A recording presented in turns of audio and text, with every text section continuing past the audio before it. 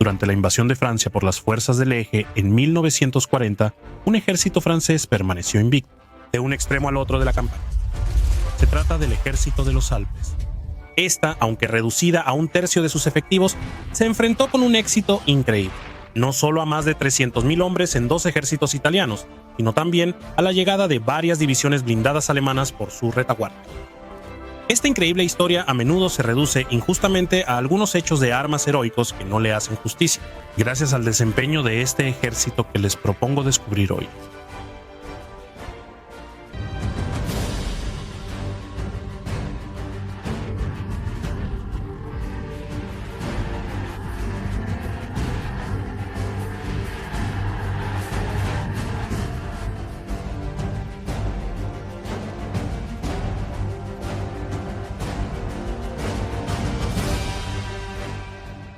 El contexto de la entrada en guerra de Italia es muy particular, tanto del lado francés como del italiano.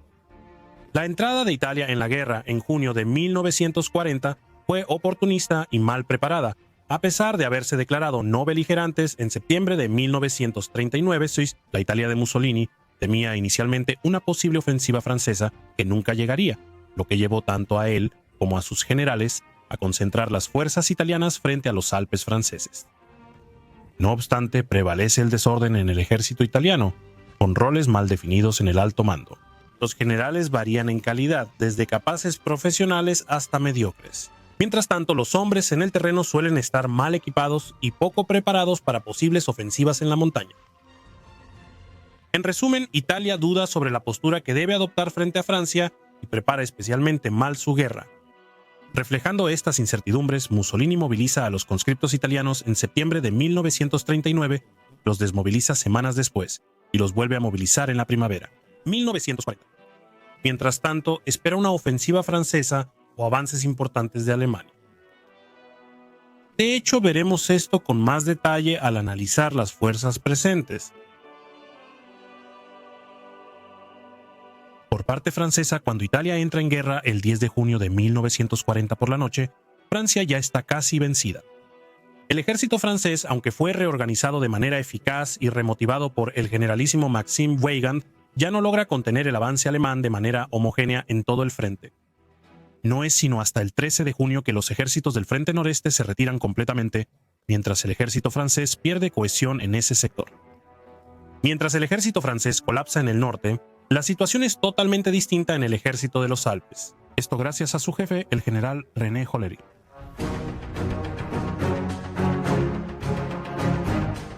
Entre septiembre de 1939 y junio de 1940, el ejército de los Alpes pierde 2/3 de sus efectivos, que son trasladados de urgencia al frente noreste, de donde no volverán antes del final de la campaña. De esta manera, el ejército de los Alpes se redujo de 550.000 hombres a 180.000 para el 10 de junio, con solo 85.000 combatientes. Estos se distribuyen en 3 divisiones de infantería, compuestas principalmente por reservistas, como en 86 secciones de exploradores esquiadores, 49 batallones alpinos de fortaleza y 812 cañones. Las secciones de exploradores esquiadores no siempre son cazadores alpinos. Se trata de una subunidad de un batallón acantonado en la montaña. La sección puede estar adscrita a un batallón de cazadores alpinos, de infantería clásica o incluso de infantería colonial, que debe, debido al tipo de combate que puede enfrentar, contar con una unidad de reconocimiento capaz de operar eficazmente en la montaña. La significativa reducción de las tropas del ejército de los Alpes habría sido excusa para otros. Esto lleva al general Hollery a desarrollar una estrategia y un sistema adaptados a su situación. El general, artillero de formación, domina bien el teatro alpino, pues ha estado destinado en el sector desde principios de los años 30. A diferencia de lo que experimentaron muchas fuerzas francesas en la Guerra de Broma.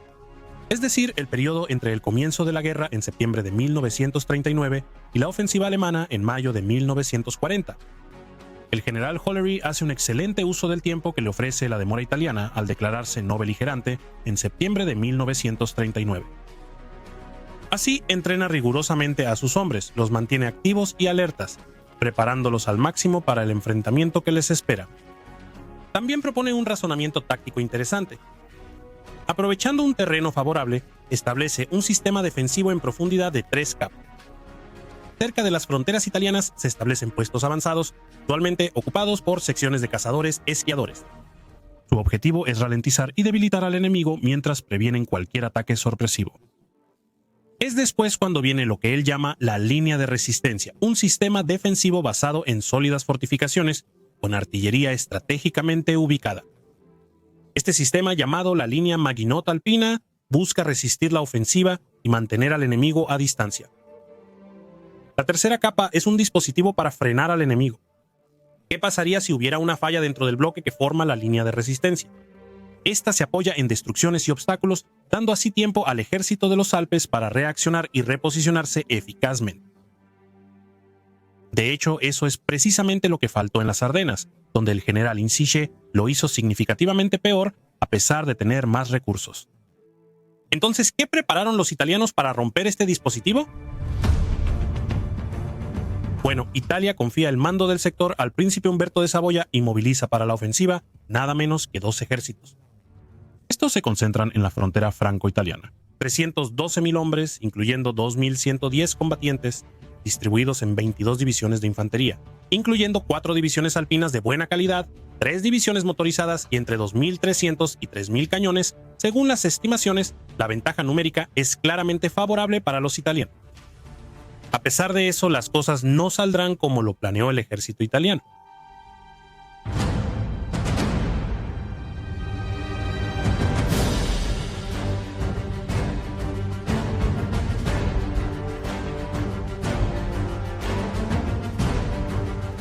La batalla de los Alpes de 1940 no comienza el 10 de junio, cuando se declara la guerra, sino hasta 11 días después.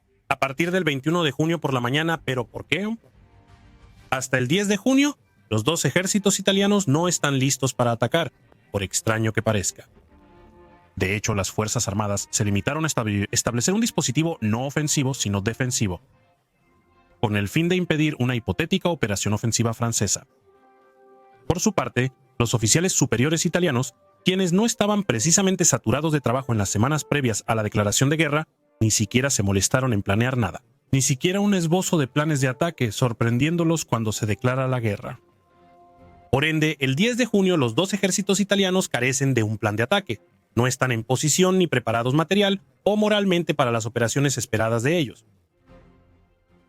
En consecuencia, y más allá de algunos enfrentamientos menores, el frente sureste permanece tranquilo hasta la mañana del 21 de junio. Y es así, durante este corto lapso de tiempo, que el mando italiano recibe la misión de organizar una ofensiva de gran envergadura contra un ejército francés. Aunque es menos numerosa, está bien preparada y organizada.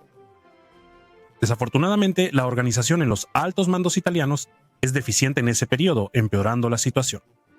Por una distribución de roles poco clara, empeorada por nombramientos políticos.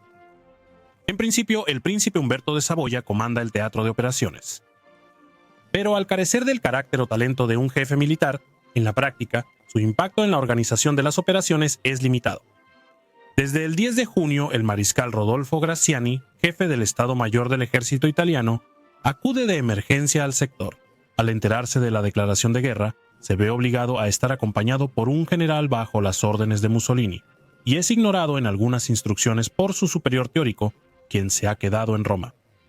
Se refiere al mariscal Badoglio, quien en ese momento lideraba todas las fuerzas armadas de Italia. Pero a pesar de este ambiente caótico, el ejército italiano logra elaborar un plan de ataque cuya idea consiste básicamente en concentrar sus fuerzas en 3 puntos. Para aprovechar su ventaja numérica, el ejército italiano debe avanzar en 3 ejes de manera simultánea. Y el primer avance debe realizarse desde el paso del pequeño San Bernardo en dirección al valle de la Tarentese. La segunda desde el paso de la Maddalena hacia el valle de Lubai y la tercera desde la costa hacia Menton. Sin embargo, en el terreno, la desorganización italiana hace que el inicio de la batalla se parezca más a una ofensiva general en toda la línea. Sin embargo, todavía se pueden distinguir los contornos del plan previamente mencionado. El 21 de junio por la mañana, mientras el ejército italiano lanza su gran ofensiva, el resto del ejército francés sigue desintegrándose. El ejército de los Alpes está solo ante su destino.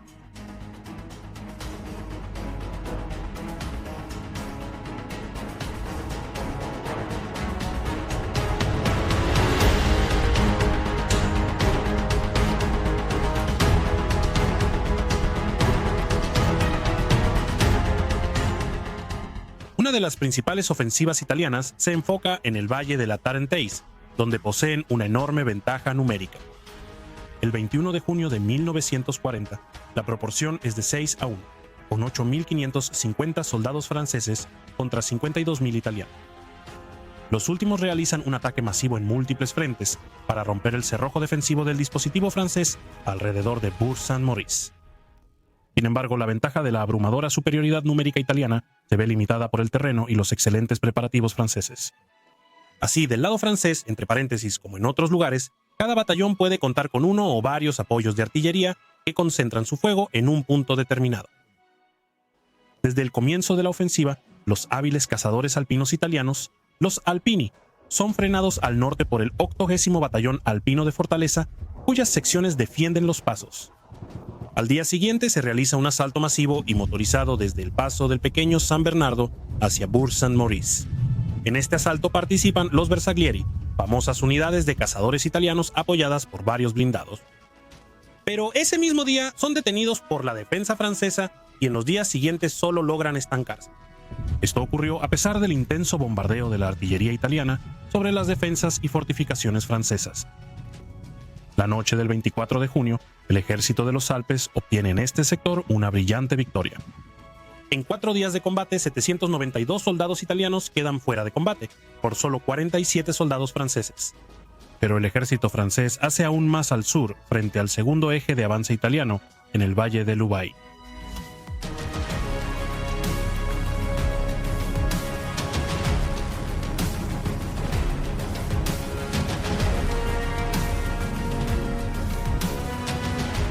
En el valle de Ubaye los combates son cruentos. El mando italiano concentra allí 52.000 hombres enfrentando a 15.000 soldados franceses que defienden el sector. Los soldados italianos, especialmente los alpinos, logran empujar varios puestos avanzados franceses ocupados por cazadores esquiadores antes de ser detenidos por la artillería y ametralladoras francesas bien posicionadas. Este es el caso del batallón de alpinos Dronero, que debido a una mala planificación no llegan a los puestos avanzados franceses previstos, sino que entran directamente en la zona de fuego de las fortificaciones defensivas de la línea Maginot Alpine. Los italianos intentan entonces llevar a cabo un asalto ciertamente valiente pero caótico, durante el cual los franceses no dudan en aplastar a sus atacantes bajo los proyectiles, causando una masacre en el lado italiano. Los restos del batallón italiano se ven obligados a una dolorosa retirada hacia sus posiciones iniciales. La noche del 24. En este sector, las pérdidas italianas son especialmente graves, con más de 2.000 hombres fuera de combate, mientras que los franceses solo pierden a 9 de los suyos. El ejército de los Alpes también triunfa claramente en este sector, a pesar de la intensidad de los combates y la valentía italiana. Sin embargo, queda un tercer eje de avance que es más favorable para los italianos en la costa, del lado de Menton. Conscientes de este potencial, los generales de Mussolini reúnen allí 80.000 soldados.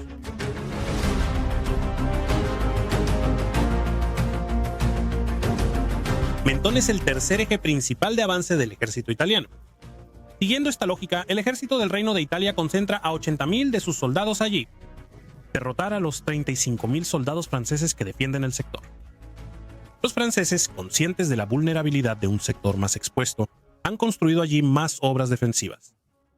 Gracias a la disciplina y preparación de los franceses, la ofensiva italiana se vuelve ridícula rápidamente, a pesar de la fuerza del ataque.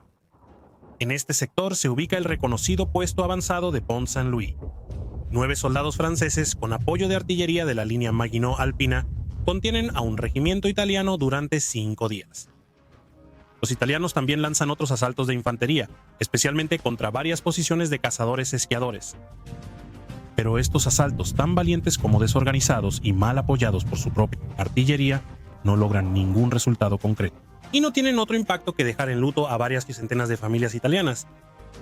Estos fracasos los motivan a evadir estas posiciones, sin prever que el verdadero reto es aún mayor detrás de ellas. Allí son recibidos brutalmente por la verdadera línea de defensa, la línea Maginot Alpina. Sin otro éxito real que movimientos costosos en vidas. Así, el ejército italiano solo logra arrastrarse hasta la ciudad fronteriza de Menton, que no logra conquistar en su totalidad, a un costo de más de 1.000 soldados italianos por solo 65 franceses.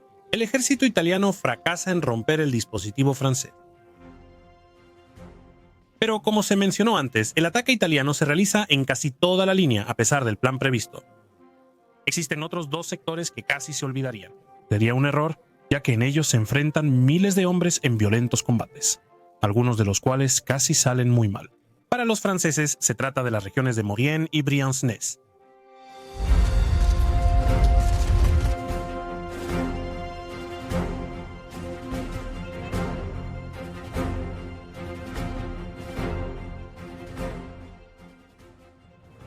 En la Maurienne, los combates se desarrollan de forma distinta que en otras partes. Los italianos tienen una menor ventaja numérica en ese sector en comparación con otros.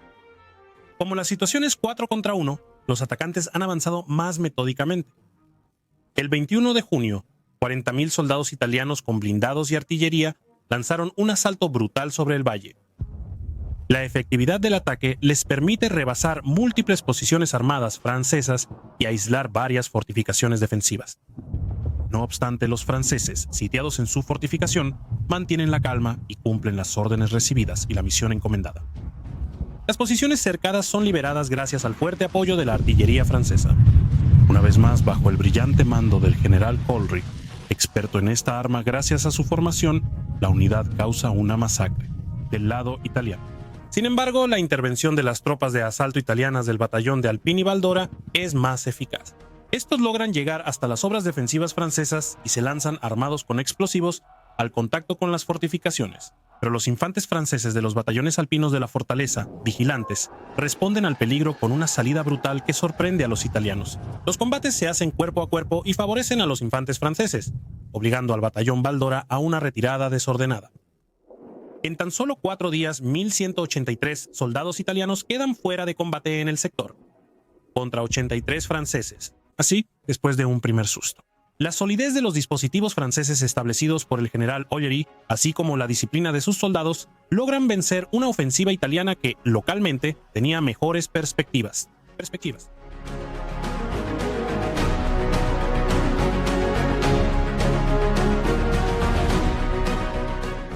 Pero al sur, en la frontera de Briançonnet, los italianos tienen una gran ventaja, encarnada por una posición de artillería fortificada en altura que domina las elevaciones circundantes, permitiéndole bombardear el valle de Briançon. 30.000 de sus soldados atacan a 8.500 franceses. Sin embargo, el general Ollery había previsto la dificultad de defender el sector, por lo que también está fortificado y bien preparado. Por ejemplo, hizo instalar potentes morteros en el área, confiándolos a un oficial capaz. El mismo día del inicio de la ofensiva, al oficial encargado de las baterías de mortero le bastaron 3 horas y media para neutralizar la mayoría de la potencia de fuego de la fortificada posición de artillería italiana. El 91 Batallón de Cazadores Alpinos, formado por reservistas, defiende con excelencia el valle por parte de la infantería, frente a la división de infantería de montaña italiana Sforzesca, detenida desde Montgenebre, a unos 30 minutos a pie de la frontera italiana. Ningún puesto avanzado francés cae en manos enemigas en el sector. 714 soldados italianos quedan fuera de combate, por solo 45 franceses, y la defensa, como siempre, fue de una eficacia impecable. El valle del Queyrat, su sector vecino, es menos propicio para un asalto masivo y, en consecuencia, los italianos lo dejan parcialmente de lado. Solo despliegan 12.500 soldados contra 7.500 franceses. Los italianos tampoco logran avanzar, sufriendo 147 bajas contra 15 franceses, quienes mantienen firmemente todos sus puestos avanzados. Mientras los italianos están el 24 de junio, son contenidos eficazmente, incluso rechazados. En ese instante, la tercera y cuarta división Panzer alemana atacan con sus cañones la retaguardia del ejército de los Alpes.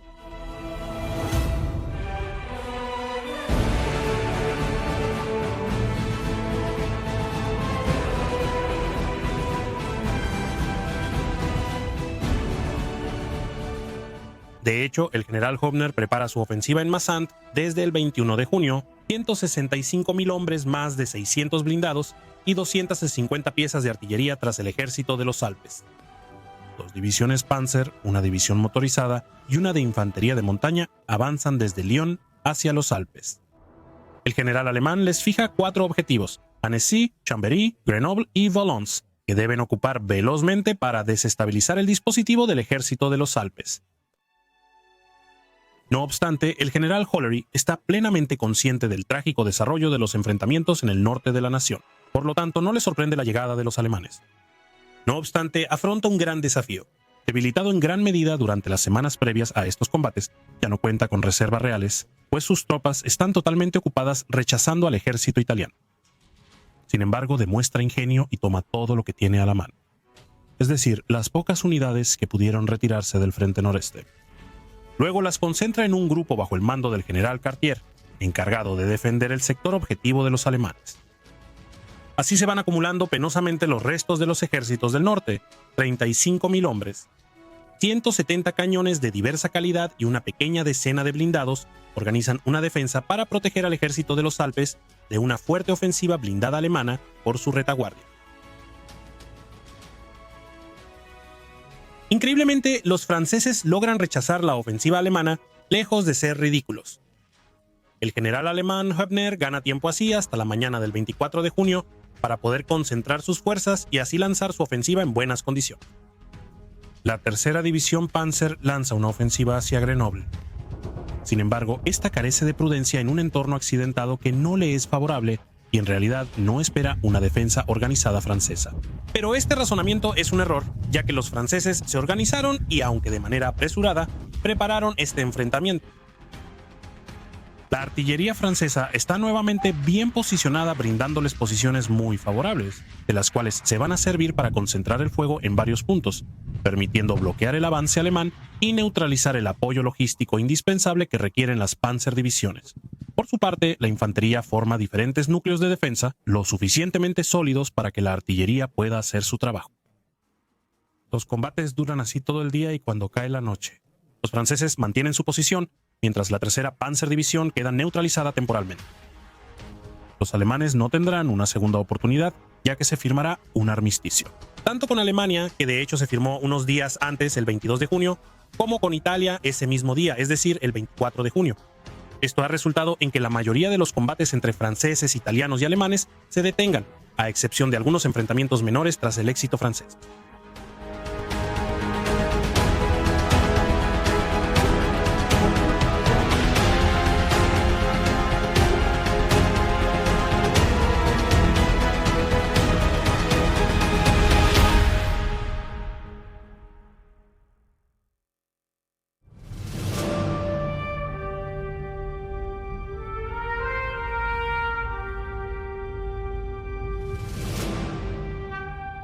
El análisis de los combates revela que el éxito del ejército de los Alpes no se debe a acciones heroicas aisladas, sino que es estructural.